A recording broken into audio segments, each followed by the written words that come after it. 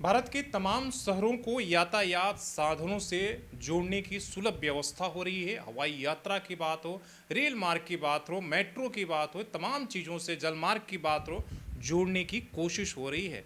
जो रेलवे भी नवीनीकरण हो रहा है, लेकिन एक ऐसा शहर है जो पहले से ही हवाई मार्ग और तमाम चीज़ों से कटा हुआ था। एक संसाधन था वो रेलवे का, लेकिन इन दिनों ये रेलवे की कृपा से ये शहर भी कटा हुआ है। मैं बात कर रहा हूँ टाटा नगर चक्रधरपुर डिवीज़न में आने वाले स्टेशन का।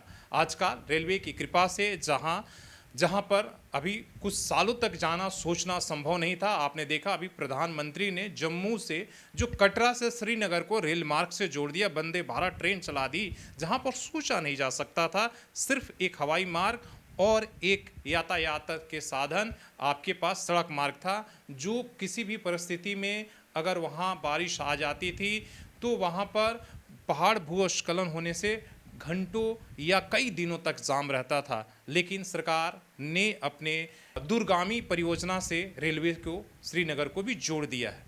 लेकिन टाटा नगर पर रेलवे की ऐसी कृपा है, खासकर चक्रधरपुर डिवीज़न की, कि एकमात्र संसाधन रेलवे ही एकमात्र साधन था, लाइफलाइन थी। लेकिन पिछले कुछ सालों और महीनों से आप देखिए कि हर ट्रेनें यहाँ पर इतनी लेट होती है। जैसे ही चक्रधरपुर डिवीज़न में प्रवेश करती है, उन ट्रेनों का आधे घंटा 45 मिनट का जो शेड्यूल होता है वो 4 घंटे 5 घंटे में तब्दील हो जाती है। लोगों ने अब कुछ महीनों से ऐसा हो गया है कि लोग रेलवे से जाने में एक तरीके से कतराने लगे हैं। इसलिए कि उन्हें पता है कि कोई ट्रेनें 5 घंटे लेट आ रही है, कोई 8 घंटे लेटे आ रही है। अब जो लाइफ लाइन पहले कही जाती थी, आप जनशताब्दी एक्सप्रेस आपके सामने एग्जाम्पल है कि हावड़ा से बड़बिल को जोड़ने वाली ये जनशताब्दी एक्सप्रेस जो अपनी राइट टाइम से बरसों से चली आती थी। बहुत सारे लोग टाटा नगर और बड़बिल से हावड़ा नौकरी के लिए जाते थे, ड्यूटी से लौटकर फिर जो है वापस इस ट्रेन से आ जाते थे सुबह आने के बाद। लेकिन ऐसी कुदृष्टि पड़ी हुई है कि अब इस ट्रेन की समय का कोई माई बाप नहीं है, कब आएगी कब जाएगी। अब बाकायदा जो लोग जो है इस ट्रेन में टिकट कराते नहीं हैं और कैंसिल करा देते हैं। उन्हें पता है कि अगर इस ट्रेन के भरोसे अगर हमने कोई भी अगर काम किया, या कनेक्टिंग फ्लाइट पकड़ना हो, या हॉस्पिटल जाना हो, या ड्यूटी जाना हो, या परीक्षा पकड़ना हो, तो अगर शाम 5 बजे ट्रेन आनी है तो मान के चलिए कभी 12 बजे आती है, कभी 1 बजे आती है। ये स्थिति हो गई है। और सिर्फ एक ही ट्रेन की नहीं, आप एग्जाम्पल ले लीजिए आज़ाद हिंद एक्सप्रेस, जो चक्रधरपुर से टाटा नगर आने में आप देख रहे हैं कि 4 घंटे का समय लगा रहा है। इसी तरीके से आपको टाटा बक्सर हो या कई ऐसे ट्रेनें हैं, जैसी वो चक्रधरपुर डिवीज़न में प्रवेश करती है, वो 40 मिनट की दूरी वो 4 घंटे में कैसे तब्दील हो जाती है। और इस सवाल को लेकर हम लगातार पिछले 3 से 4 महीने में लगातार सांसद से लेकर जीएम से लेकर और डीआरएम तक जो भी रेलवे के अधिकारी आते हैं, हम बार बार ये सवाल पूछते रहते हैं। लेकिन जवाब क्या होता है कि रेलवे का विस्तारीकरण हो रहा है, जिसके वजह से ट्रेनें लेट हो रही है। सच्चाई ये है कि चक्रधरपुर डिवीजन को गुड्स ट्रेनों से अच्छा रेवेन्यू आता है, ज़्यादा कमाई आती है।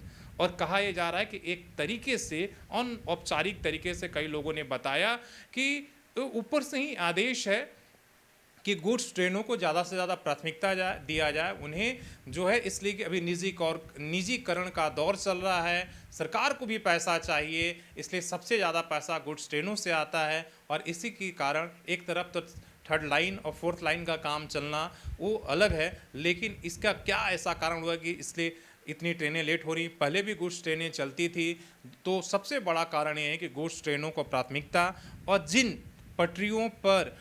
पटरियों पर पहले पैसेंजर ट्रेनें ही चलती थी, अब उस पर भी कुछ ट्रेनें चल रही हैं। ऐसे रेलवे के तमाम कई जानकार इस मामले को बताते हैं। वहीं कहा जा रहा है कि वंदे भारत के चलने की वजह से पुरानी ट्रेनें, कई जो ट्रेनें लाइफ लाइन थी, उन्हें भी डिले किया जा रहा है। तो चक्रधरपुर डिवीज़न में ऐसे आते ही जो पैसेंजर है वो एक तरीके से वो हावड़ा के रूट से आ रहे हों या मुंबई के तरफ से आ रहे हैं, उन्हें टाटा नगर स्टेशन आने में आधे घंटे की दूरी उन्हें कई घंटों में बदलना पड़ता है। और इसी कारण धीरे धीरे रेलवे का एकमात्र जो संसाधन था इस शहर को जोड़ने का, वो भी ऑप्शन एक तरीके से खत्म हो रहा है, अगर जल्दी इस पर ध्यान नहीं दिया गया। इसी तरह जनप्रतिनिधियों और अधिकारियों के द्वारा अगर आम आदमी का दर्द को नहीं बूझा जाएगा, तो मान के चलिए कि एक तरीके से इस शहर आपने यातायात साधन संसाधन की वजह से कई तरह के रोज़गार खो देगा।